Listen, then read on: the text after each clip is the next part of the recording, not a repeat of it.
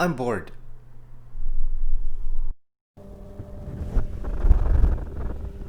This is why I love Vegas. I know, you were probably expecting flashing lights and neon signs, showgirls and slot machines. But this is actually one of my favorite places to come and just escape the city and enjoy nature. Welcome to Mount Charleston.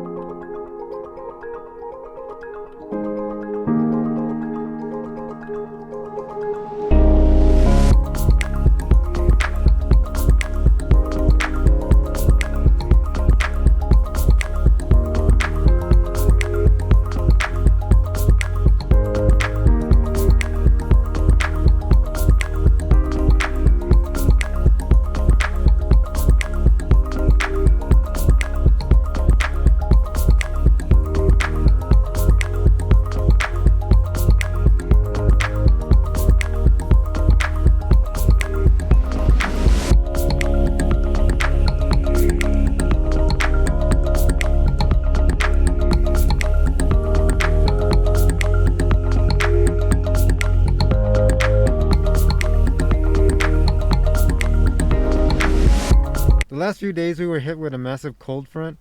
It's been pretty windy outside and it's been pretty cold, but it's definitely a welcome change. I got the dead cat on the mic. Hopefully the audio is pretty good.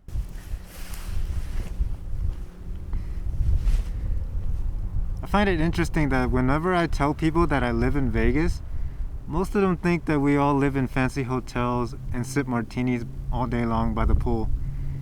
And that's a big no. The truth is, most of us who live here tend to work on the strip, and it's definitely the last place that we want to be, especially on our days off.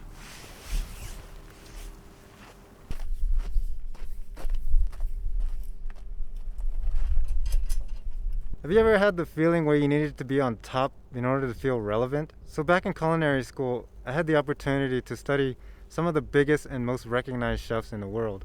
There was a class that we would spend each week learning and recreating the recipes from some of these chefs. Chefs like Charlie Trotter, Michael Mina, Alice Waters, Daniel Boulud, and Thomas Keller, and a lot more too.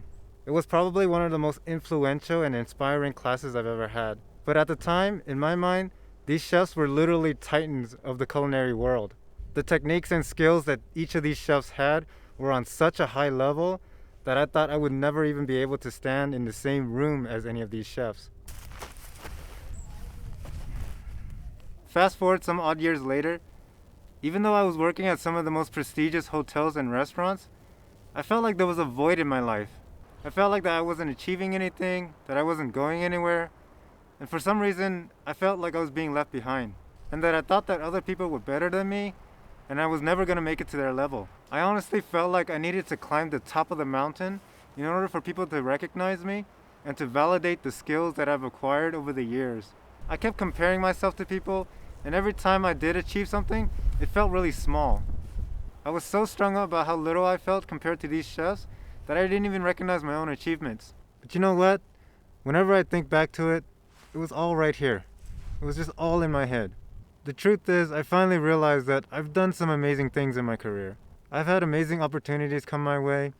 To be part of a team serving thousands of people during convention season, the amount of planning, cooking, organization, and teamwork that is needed to execute on such a high level is absolutely incredible.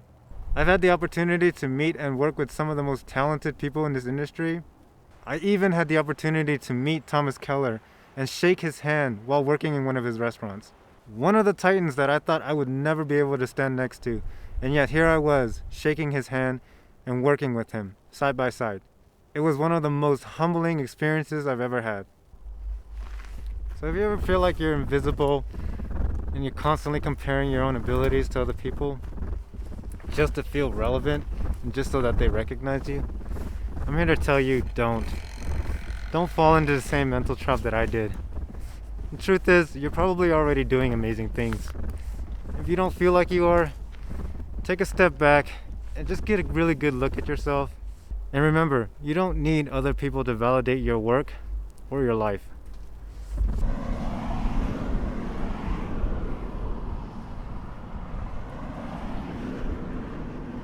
I don't think this is a good spot to film.